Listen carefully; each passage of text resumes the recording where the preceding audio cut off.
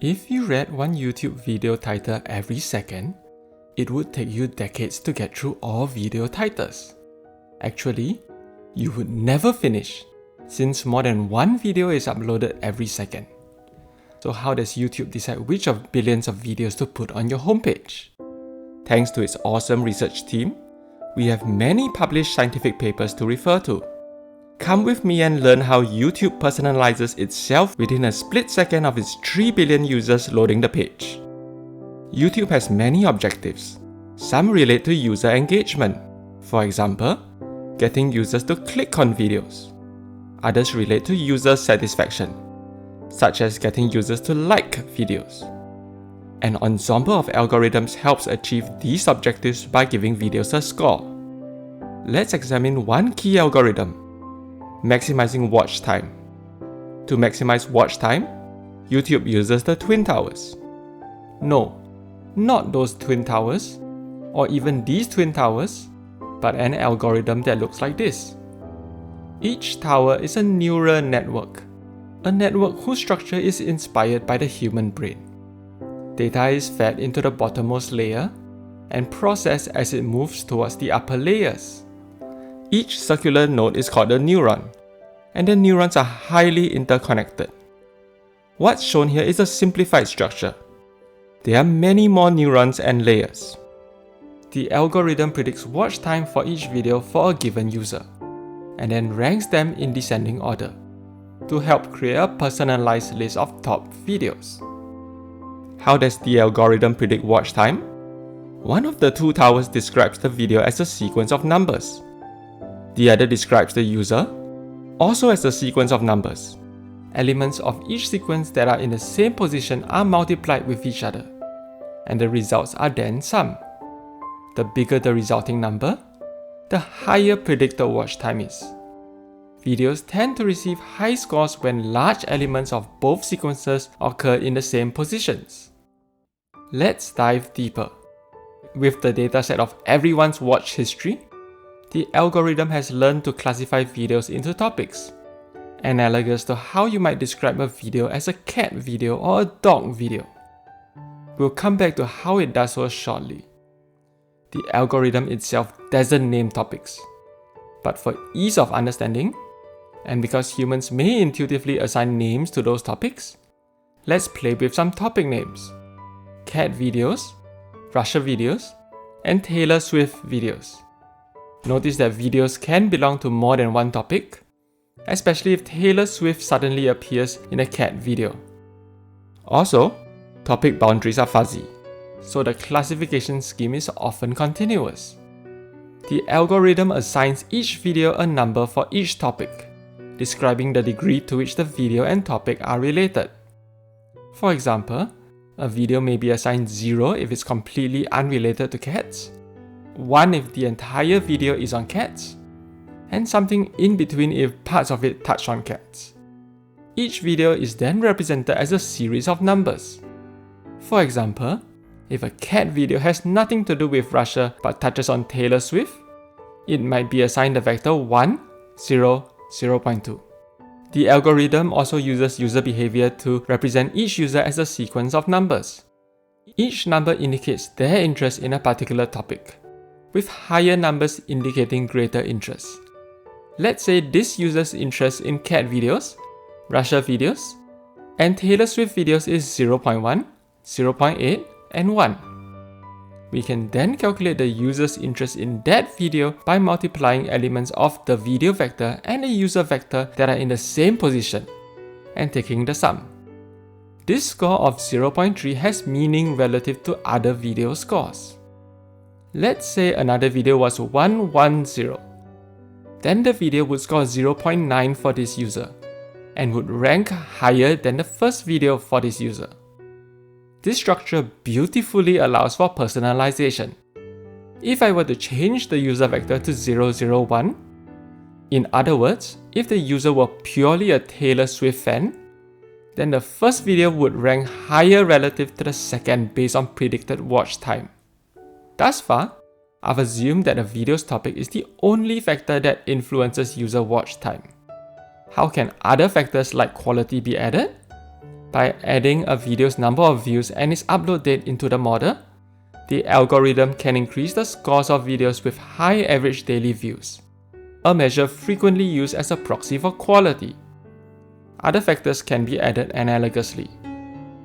Earlier, we left open the question of how the algorithm determines which topics a video covers, as well as how interested a user is in each topic. Let's look at an example. Here are some words from a baking tutorial. To understand the video, after you've combined the sound waves to become words, you combine the words into phrases. For example, baking and soda become baking soda. Phrases combine to become concepts. Baking soda, whisk together, and big mixing bowl are part of the concept baking preparation. Concepts combine to form topics. This is also the essence of how YouTube's algorithms have learned to classify topics. The bottommost layers of the video tower focus on identifying sound waves in a video. The next layers focus on identifying words based on the sound waves, and so on. The user tower likewise models a user's interest in concepts and topics. Let's zoom in on one very specific example, determining whether a video contains instructions on preparing baking ingredients. For simplicity, let's assume the English language only has 3 phrases. One easy way of determining whether a video is on preparing ingredients is to give 1 point to the video if the phrase oven occurs in the video, and another point if the phrase stir ingredients occurs, and give 0 points or even negative points if Star Wars is present in the video. Then videos that are related to baking preparation should have higher scores than those that aren't. And because of the layered structure, if a video receives a high score for whether it's about preparing baking ingredients, it's more likely to be classified as a baking video. It's basically a chain reaction. But this simple scoring scheme ignores the fact that certain phrases are more closely related to baking preparation than others. Indeed, oven should probably receive more points than stir ingredients. Exactly how many points should one give? A process known as machine learning teaches the computer the best values. Think of the number of points that should be assigned to each phrase as a parameter, or a knob that must be turned. We've seen 3 knobs that, when collectively turned, function as a simple detector for whether a video touches on preparing baking ingredients. And in practice, there are many more knobs. There's also a special knob called the bias knob, which automatically adds X points when turned to X. For example, if the knob is turned to 1, then 1 point is automatically added. When the bias knob is combined with a simple trick, it allows the neural network to detect highly complex patterns. That simple trick, called ReLU, is to record the score as 0 if the actual score goes below 0. To see how this works, imagine that we have a bunch of wedding videos, and we need to determine whether the video is a gay wedding video. We can use 3 neurons to find out: the bias neuron, male groom, and female bride. The bias knob is turned to 3, and the other 2 knobs are turned to -2 each. If there is a male groom and female bride, then male groom and female bride will transmit -2 each to the top neuron. And the top neuron will have a recorded score of 0 and can be viewed as not activated. However, if there are only male grooms or only female brides, then the top neuron will be activated with an activation score of 1. We can detect this pattern with just 1 layer of 3 neurons. With many layers, the network can discern incredibly complex patterns. In machine learning, the algorithm is trained on a dataset containing everyone's YouTube watch history, and the knobs are turned millions of times to find a combination of settings that results in everyone watching videos for as long as possible. Not only is there an enormous number of topics, but the system also needs to learn how concepts are related to topics, and so on. Let's calculate the number of knobs under some assumptions. Let's assume there are 10 topics, 100 concepts, 1000 phrases, 10,000 words, and 44 sounds. If each sound is connected to each word, then we have 44 times 10,000 connections across those 2 layers, and so on. With 5 layers, we have over 10 million knobs in the video tower alone. most of them coming from the bottommost layers. And after the algorithm is trained on a given tower architecture, in other words, after the knobs are fully turned, the architecture is changed to see if the algorithm produces even better results when trained on that architecture. Some ways of changing the architecture include changing the number of topics and number of layers in the model. Practitioners often try dozens of architectures before selecting the architecture that gives the best results when trained. It's a long drawn and computationally intensive process. You must be wondering, can the Twin Towers generate personalized rankings for every single video within a split second of someone opening YouTube? The short answer is no. They can only rank thousands of videos each second, not billions. Hence, only a tiny fraction of videos goes through the Twin Towers. The algorithm first uses heuristics to select a few thousand videos that are likely to rank highly. For example, it selects videos that are similar to those the user just watched, videos from channels the user subscribes to, and trending videos. Only those videos are put through the Twin Towers. The remaining videos are assumed to be of less interest and are not shown to the user. Earlier, we focused on the objective of maximizing watch time. But the algorithm has many more objectives, and things that are important for one objective may not be important for another. For example, video length is a more important predictor of expected watch time than whether a video will be shared.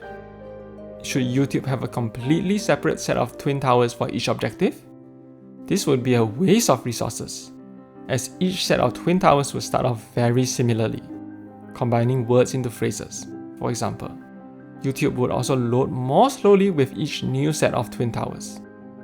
Instead, YouTube builds new towers that start from the middle of the existing towers. This greatly reduces the total number of knobs in the system, compared to building completely separate towers for each objective. This allows YouTube to run much faster. The algorithm also converges to a good set of knob values faster as there are much fewer knobs.